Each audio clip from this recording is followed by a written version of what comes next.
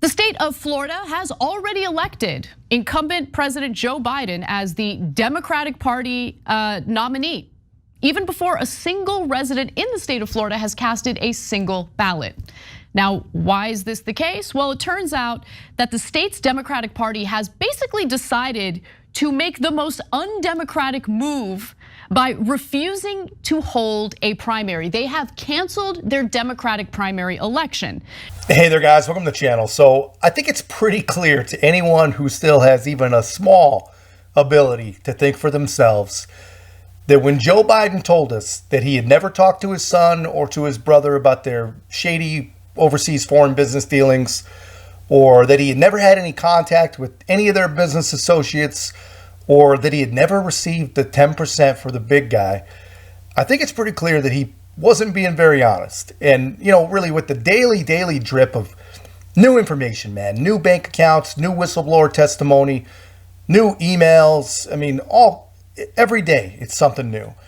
It really is becoming basically a psychological study of the power of propaganda for some people and the power of their own confirmation bias. Some people somehow still believe Joe Biden, and they refuse to even question any of the circumstantial evidence that if it was any other president, any other party, really just about any other person, especially Donald Trump, they would be losing their absolute minds over what at least looks like blatant, complete and total government corruption.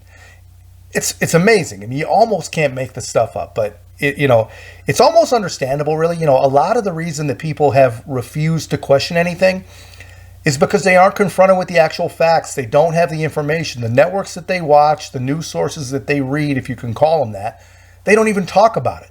And when they do talk about it, they just talk about it as if it's some sort of right-wing conspiracy, crazy Republicans chasing down Chinese money into the Biden's accounts like it's some crazy thing. The reason that these people don't talk about it, honestly, is because there's been almost no reporters that are brave enough or honorable enough to still believe in their craft enough to actually ask the man some tough questions. Well, thankfully, that's starting to change. It's changing very, very slowly, but it is starting to change. And things are piling up when the media is finally willing to go against their better judgment and their own self-interest, it seems, and ask uncomfortable questions. And that's when we may be past the point of no return with Joe Biden. President Biden, on Ukraine and also China, there's polling by the Associated Press that shows that almost 70% of Americans, including 40% of Democrats, believe that you acted either illegally or unethically in regards to your family's business interests. Can you explain to Americans amid this impeachment inquiry why you interacted with so many of your son and brother's foreign business associates? I'm not going to comment on that. I did not, and it's just a bunch of lies. You didn't interact with many of their business associates? I did not. There's lies.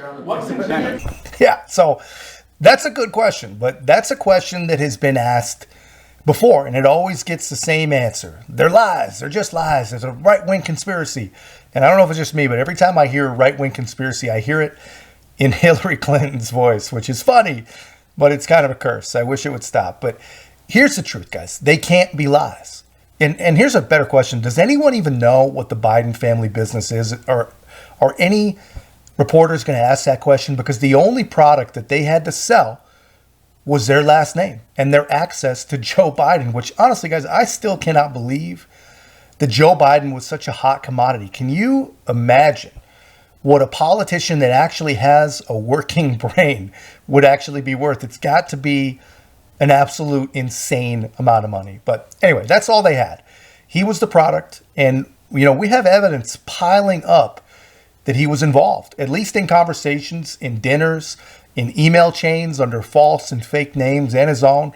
And we now have the proof. We see the money transferred all over the world through intricate shell corporations and, finding its way into Joe Biden's bank account. We finally see, how at least some of it funneled its way to Joe Biden. And how did he think he was able to afford all those homes on a government salary?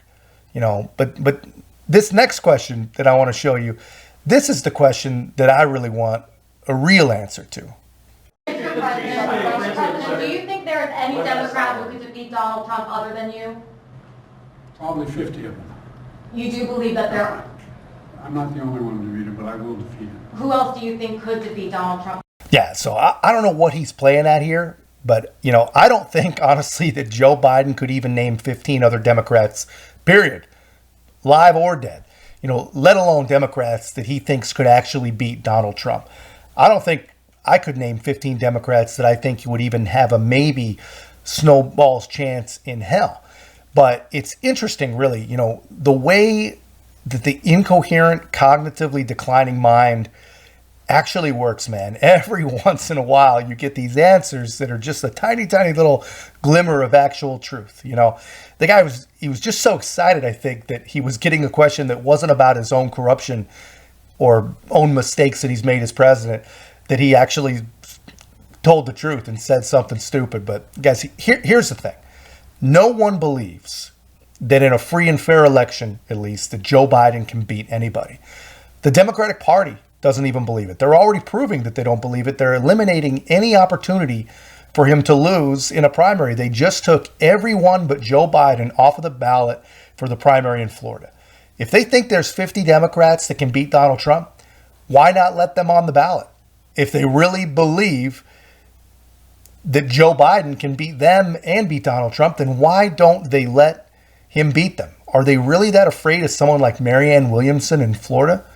But, even the people that voted for Joe Biden the first time, the ones that are still alive, and even more importantly, the ones that were actually alive when they voted, they don't think that Joe Biden is worthy of a second term. They probably don't even think he's the actual acting president right now. I have a feeling, we're about to step into a time where Democrats start doing some very, very shady, very, very questionable things. And I know what you're thinking right now. You think they already are, and they are. But I think it's going to get worse because I think they have no choice. They've got to find a way to get a new nominee, and they've got to find a way to get even more creative than, this lawfare that they've been waging against Donald Trump, because nothing they're doing is working for them. And unfortunately, they didn't do what they could have easily done. They had the opportunity to just do a good job. If they had just continued even a few Trump policies instead of literally destroying the country and really the entire world, people would actually believe that they were doing a fantastic job and they'd be getting reelected with no problem. Everything would be gravy. Everybody would be happy. But they didn't do that.